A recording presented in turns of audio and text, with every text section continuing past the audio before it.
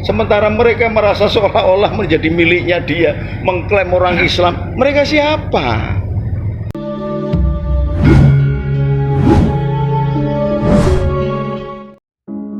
Masih ingatkah saat Gus Nuril diturunkan paksa di depan umat? Bukan karena beliau bersalah, tapi karena beliau mengatakan kebenaran. Karena beliau berani membongkar kelompok yang ingin merobohkan NKRI. Mereka tidak mau umat tercerahkan. Mereka takut kebenaran terbuka. Mereka takut rakyat sadar bahwa merekalah pengkhianat sejati. Masih ingatkah saat Gus Nuril yang gagah berani berdiri pasang badan, menjaga gedung PBNU, ketika digeruduk terkait demonstrasi yang dilancarkan oleh Ormas HTI? Karena khilafah tidak menghormati sebagai tamu. Nah, saya sebagai tuan rumah, menjaga rumah. Kalau ada rumah kemasukan rampok, saya lawan rampoknya, saya mati, saya sahih. Kalau saya membunuh perampoknya, tidak berdosa.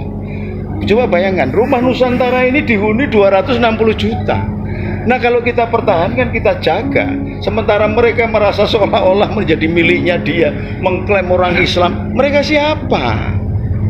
Kita ini masuk Islam sejak 1400 bahkan lebih tahun, abad ke-7 sudah masuk Islam itu ke tanah Jawa, dan tidak ribet kok. Karena apa? Menggunakan genetika religius. Pelajaran-pelajaran tasawuf tingkat tinggi itu diajarkan nganggo tembang. Sluku bado ilahi. Coba bayangkan ini. Ini contoh real. Di Belanda, negara Kristen pecah menjadi Belgia dan Belanda karena yang satu Kristen, yang satu Katolik. Di Inggris dan Irlandia, satu Kristen, satu Katolik. India, Buddha, Hindu perang-perangan nggak selesai sama Islam.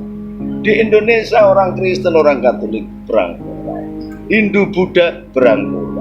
Islam, Kristen, Katolik berangkulan. Ini kan goro-goro kedatangan orang-orang Wahabi, Arab kapiran yang menjadi aneh-aneh orang asing itu. Lalu mau merompak tatanan yang ada di negeri Indonesia. Kita lawan ya, mau lawan lu manduk toh. Ini gondrong gara-gara melihat saya gondrong. Yang rokok sama. Saya juga merokok. Jadi kenapa khilafah kita harus tegas? Karena dia datang, tamu datang, ya jangan kemudian cagaknya terus di ongklak-ongklak, ya rumah saya rubuh, gitu loh. Iya. Dia datang ya wes duduk manis, kita layani dengan baik. Dia kalau seorang penjual mau jualan HTI, jualan Wahabi, jualan Kristen, jualan Katolik, jualan Hindu, jualan Buddha, jualan Islam, silakan. Jualan kebatinan, silakan. Ano sing tuku ya mau enggak toh. Tapi jangan sekali-sekali di dalam berbangsa dan bernegara merubah dasar negara yang disebut Pancasila. Kalau merebut, mengundongkrak, menggongkel Pancasila, merubah Pancasila, berhadapan dengan saya. Kenapa Islam di Indonesia ini sekarang menjadi Islam politik? Sehingga ada terbentuk HTI, kemudian terbentuk juga P2. Salah, bukan politik. Salah sampai. Tapi mereka itu ingin mengubah dasar negara. Iya, itu bukan politik. Itu bukan Islam.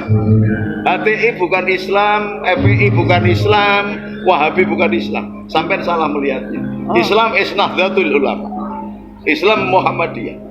Bukan HTI, bukan FPI. Mereka anak-anaknya ISIS kok. Bukan Islam. Islam itu agama perdamaian. Islam cinta perdamaian. Saya sama pastor dia yang sopon saya yang nyanyi. Tetapi kenapa mereka selalu Allahu Akbar menyebut asma Allah? Lah kalau mau menyebut duyul tidak menunjukkan Islamnya. Loh. Ya, benar. Ya karena cara yang terbaik untuk menguasai umat Islam adalah menggunakan lambang-lambang Islam. Sama dengan Katolik dan Kristen. Artinya banyak sekali dipecah belah menjadi banyak. Katoliknya tetap satu, terus Kristennya pecah berapa coba? 299. Islamnya 73 golongan. Yang itu. Semula Kristen itu cuma 72 golongan. Yahudi 71 golongan, Islam 73 golongan. Sekarang Kristen saja, kalau tidak ada Katolik itu berapa? Udah ratusan. Ya, Bos. Anda pernah melihat pula sejarahnya? Kenapa kok menguasai Katolik? Karena jumlahnya banyak. Teknik yang paling gampang adalah mengkooptasi agama. Jadi bukan Islam politik, nggak ada. Islam yang dipolitisir. Bukan maksudnya. orang-orang yang gila syahwat kekuasaan menggunakan topeng agama. Bahasanya begitu Mbak, jangan Islam begini. Oke. Jadi menurut panjenengan, bagaimana dengan PKS ini? Kalau saya nggak lihat PKS atau partai ya, Mbak ya. Kalau ini di pertanyaan untuk agama. Kalau untuk partai, saya nggak melihat. Pokoknya kalau PKS masih mengakui Pancasila, is oke. Jangankan PKS, PDI pun kalau dia tidak mengakui Pancasila, kita lawan. Gitu aja. Patokannya Pancasila. Nah sekarang sampean tahu nggak PKS apa? Ya, mereka ingin mengubah dasar negara menjadi khilafah. Nah, terus apa tindakan Mbak? Ya, kita harus tenggelamkan. Lah ya tenggelamkan, ya sudah sama aja. Sampai aja perempuan berani tenggelamkan, apalagi saya. Gus Nuril, satu lagi pertanyaan. Ini panjenengan sangat menguri-uri budaya dan begitu paham dengan sejarah. Ada sabdo palon segala dan banyak aksesoris, ada gamelan dan sebagainya tentang budaya. Tetapi panjenengan juga seorang kiai.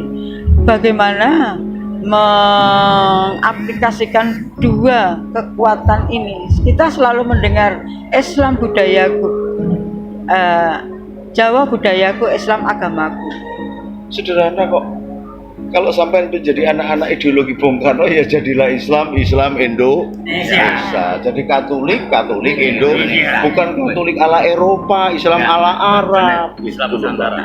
Islam Nusantara, jangan salah itu. Terus budayanya Jadi, bagaimana? Ya budayanya mengikuti, karena perkembangan sebuah bangsa itu dilihat justru dari budayanya.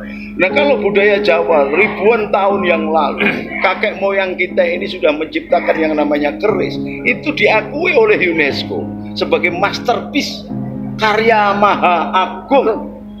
Berarti apa? Budayanya tinggi. Maka ketika dia beragama harusnya lebih berbudaya. Bukan ketika beragama jadi budayanya hilang. Itu agama racun namanya. Justru ada agama ini makin tinggi. Ketika memeluk Katolik, ada dulu namanya Kiai Katolik, itu namanya kalau nggak salah Kiai Sadra. Seorang Katolik bergelar Kiai Sadra, melebur dengan budaya Jawa. Romo Mangun Wijaya melebur dengan budaya Jawa. Gus Dur, apalagi seorang Nuril Arif. Ya memang harus melebur kita ini. Tidak begitu kehilangan budaya, kita ini bukan apa-apa. Jati diri bangsa itu karena kita punya budaya, dan budaya kita ini paling indah di seluruh dunia. Tidak ada yang namanya orkestra yang demikian komplit kecuali gamelan dan wayang. Ada ceritanya, ada dramanya, ada musiknya, ada sendratarinya, ada kecuali wayang. Maka seluruh dunia mengagumi wayang. Anak wong Jawa dhewe yo ora tahu menghormati budayanya, nek direbut Malaysia yo nesu. Lah kan lucu. Ya. Gitu loh. Gus Nuril, satu lagi, satu terus. Ini perkara tentang begitu banyaknya sekarang orang pakai jilbab, hijab dan cadar. Nah, kalau jagongan itu sekarang sudah tidak pakai gelungan lagi, tidak pakai beskap lagi. Bagaimana? Ya soal pakaian silakan saja. Mau kayak ninja, mau pakai ini. Tapi Indonesia itu punya kebudayaan baju nasional. Maka saya lebih seneng melihat Mbak Yu ini pakai kerudungnya begini. Ya. Bukan diubel-ubel kayak pentol korek. Loh, saya juga gini dong, Bos. Ini busana nasional. Yang Yang namanya nutup aurat itu maknanya hanya ditutup, bukan diumpet. Apalagi terus pakai cadar. Kalau umroh memakai pakaian ihram itu harus dibuka wajahnya, ya, dan telapak tangan.